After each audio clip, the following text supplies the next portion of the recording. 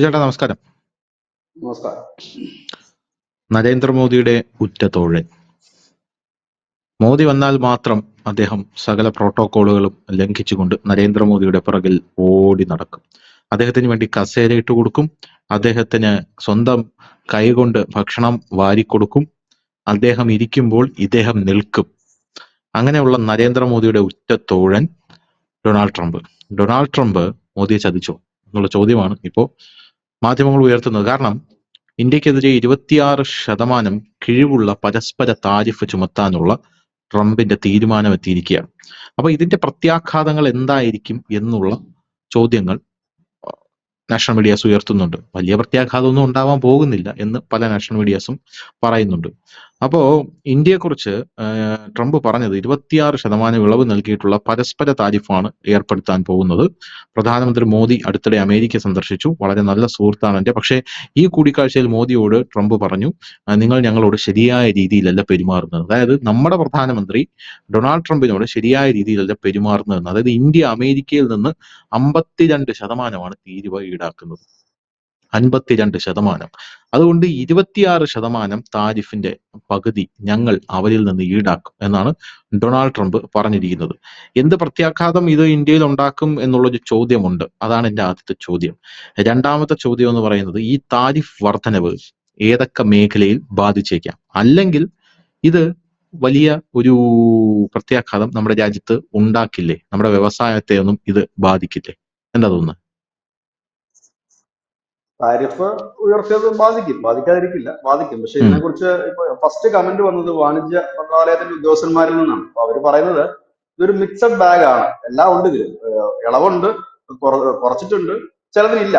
ഇപ്പോ നമ്മളിപ്പോ ഞാൻ ഇവിടെ വരുന്നതിന് തൊട്ട് മുമ്പ് ഞാൻ നോക്കുമ്പോ ഫാർമസ്യൂട്ടിക്കലിന് നികുതി ഇല്ല എന്നുള്ള ഒരു വാർത്തയാണ്. ഇത് സന്തോഷകരമായ വാർത്ത. കാരണം നമ്മുടെ ഫാർമസ്യൂട്ടിക്കൽ ഉൽപ്പന്നങ്ങളൊക്കെ ഒരുപാട് കയറി പോകുന്നുണ്ട്. ഇവിടെ ഇതിനകത്തൊരു വലിയ വിഷയം, നമ്മളൊക്കെ ഭയന്നിരുന്ന ഒരു കാര്യം എന്ന് പറഞ്ഞാൽ, ട്രംപ് അധികാരത്തിൽ കയറിയപ്പോൾ പറഞ്ഞ 100% തീരുവ ചുമത്തും എന്നാണ് പറഞ്ഞത്. പക്ഷെ അദ്ദേഹം അത്തരത്തിലൊരു കടുംപെട്ടിലേക്ക് പോയില്ല എന്ന് മാത്രമല്ല, നമുക്ക് ആശ്വസിക്കാനും കുറെ അധികം കാര്യങ്ങളുണ്ട്. കാരണം ഏഷ്യയിലെ ഏറ്റവും കുറവ് താരിഫ് ചുമത്തിയിട്ടുള്ള രാജ്യം ഇന്ത്യയാണ്. തൊട്ടടുത്ത് കിടക്കുന്ന ചൈനയ്ക്ക് 34-37% താരിഫിലേക്ക് പോയിട്ടുണ്ട്. അത് ഇന്ത്യയെ സംബന്ധിച്ച് എങ്ങനെ ഗുണപ്പെടുത്തിയെടുക്കാം എന്നുള്ളതാണ് നമ്മൾ ഇപ്പോൾ ചിന്തിച്ചുകൊണ്ടിരിക്കുന്ന ഒരു കാര്യം.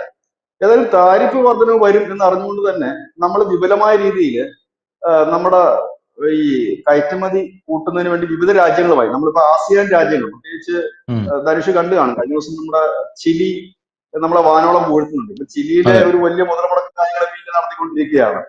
അപ്പോ സിംഗപ്പൂര്, മലേഷ്യ, അങ്ങനെയുള്ള ആസിയാൻ രാജ്യങ്ങൾ, ബ്രിക്സ് രാജ്യങ്ങള്, ഒപ്പം തന്നെ കഴിഞ്ഞ ഒരു മാസത്തിന് മുൻപായിരുന്നു നമ്മുടെ വിദേശകാര്യമന്ത്രി എസ് ജയശങ്കർ യൂറോപ്യൻ യൂണിയൻ പര്യടനത്തിലായിരുന്നു. അദ്ദേഹം UK അടക്കം പോവുകയും ചെയ്തു. കാരണം ഈ താരിഫ് വർധനവ് ഈ യൂറോപ്യൻ കൺട്രീസിനെ ബാധിക്കും.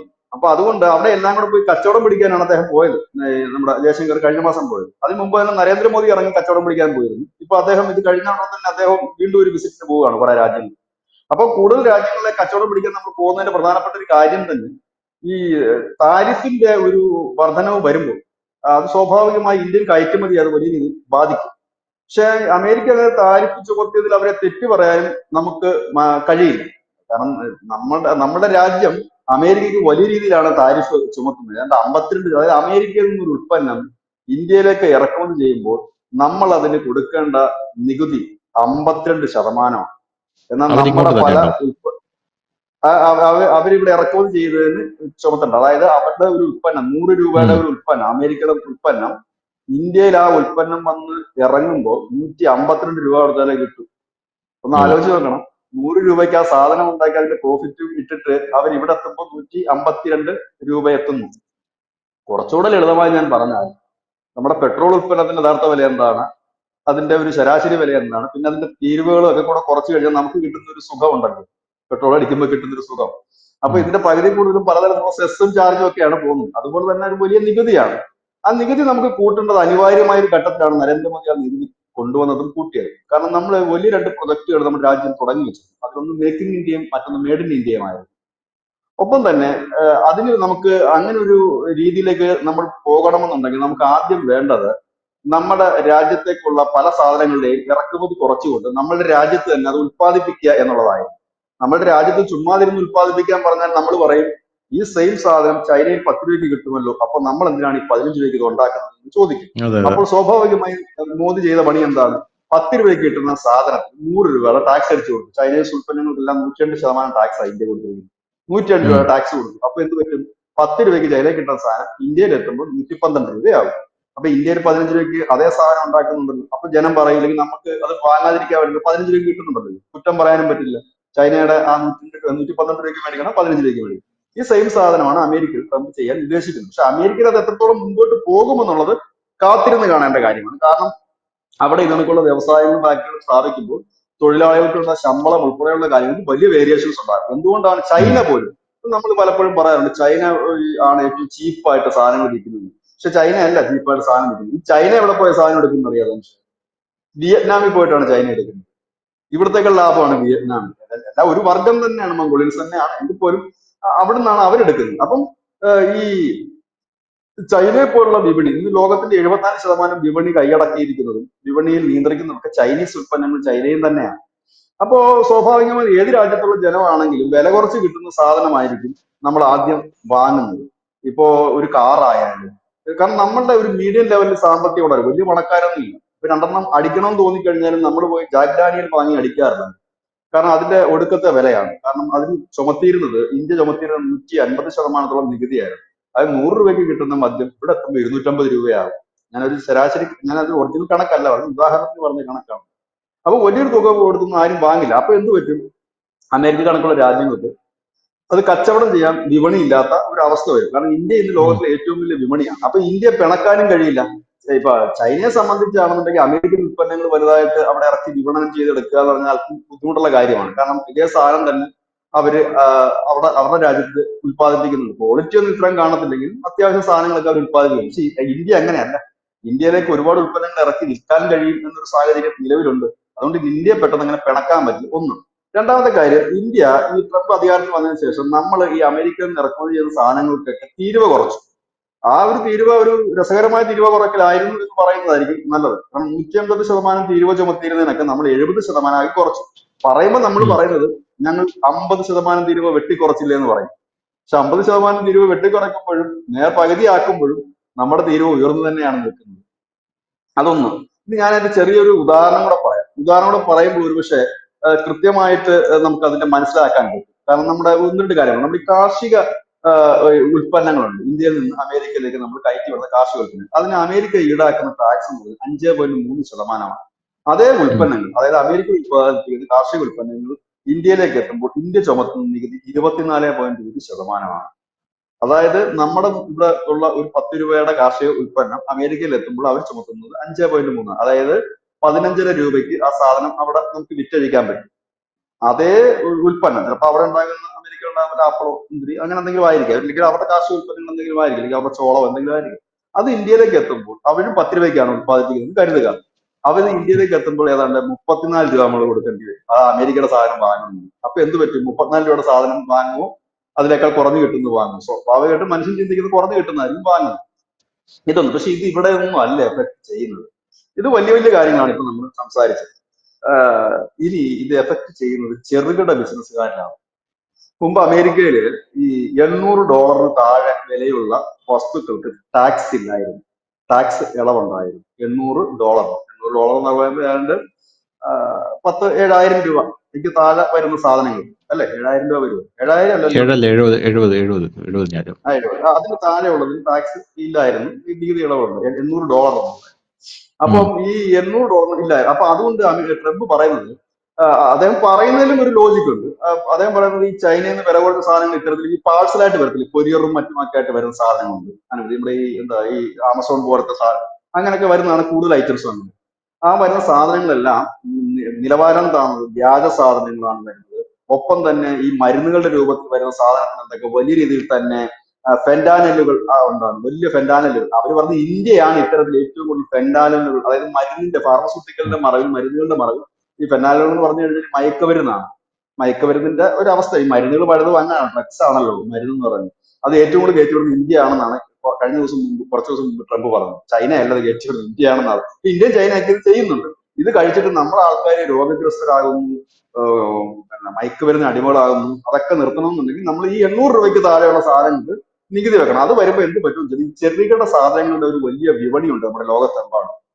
അതിനകത്ത് അത് അമേരിക്കക്കാർക്കും വലിയ ബുദ്ധിമുട്ടുണ്ടാക്കും. കാരണം അവർ ഇന്നലെ വരെ വളരെ കുറഞ്ഞ റേറ്റിൽ മേടിച്ചിരുന്ന പല സാധനങ്ങൾക്കും ടാക്സ് വരുമ്പോൾ സ്വാഭാവികമായിട്ട് അവർക്ക് റേറ്റ് കൂടുക തന്നെ ചെയ്യും.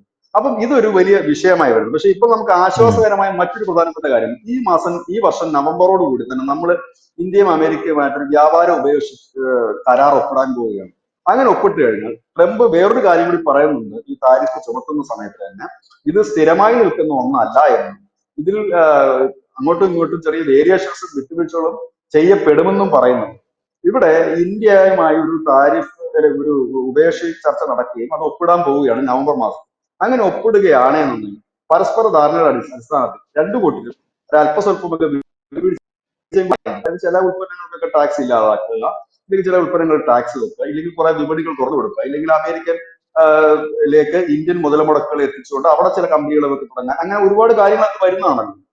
അങ്ങനെ വന്നു കഴിഞ്ഞാൽ താരിഫ് വ്യത്യാസം വരും എന്നും ട്രംപ് പറഞ്ഞു കഴിഞ്ഞു. പക്ഷെ ഇത് ഏറ്റവും കൂടുതൽ ബാധിക്കുന്നത് ആരെയെന്ന് ചോദിച്ചു കഴിഞ്ഞാൽ നമ്മളെ അല്ല, ചൈന ഉൾപ്പെടെയുള്ള രാജ്യങ്ങളെ ഇത് ബാധിക്കും. ഒപ്പം തന്നെ യൂറോപ്യൻ യൂണിയൻ രാജ്യങ്ങളെയും ബാധിക്കും. നമ്മളങ്ങനെ അമേരിക്കയിലേക്ക് വലിയ കയറ്റുമതി ചെയ്യുന്ന രാജ്യങ്ങളല്ല, പക്ഷെ നമ്മളെയും അത് ബാധിക്കും എന്നുള്ളതാണ് യാഥാർത്ഥ്യം. ഈ രണ്ടാമത്തെ കാര്യം നമുക്ക് സംബന്ധിച്ച് നമ്മുടെ പോസിറ്റീവ് വശങ്ങൾ എന്തെന്ന് ചോദിച്ചു കഴിഞ്ഞാൽ, ഒന്നും നമ്മുടെ ഈ ഫാർമസ്യൂട്ടിക്കൽ ഐറ്റംസിനൊന്നും ടാക്സ് വർദ്ധിപ്പിച്ചിട്ടില്ല.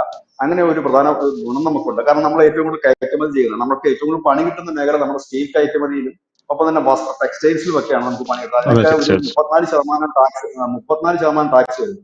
നിലവിൽ അതിന് 20 ഉണ്ട്. 20ഉം 10ഉം ഒക്കെയാണ് വെച്ചിരിക്കുന്നത്. അതൊക്കെ ടെക്സ്റ്റൈൽ 26 മേഖലയെ ഇത് അതിഭീകരമായിട്ട് ബാധിക്കുമെന്നാണ് വിദഗ്ധർ പറയുന്നത്. ഈ ട്രംപിന്റെ ഈ ടെക്സ്റ്റൈൽ മേഖല ബാധിക്കും.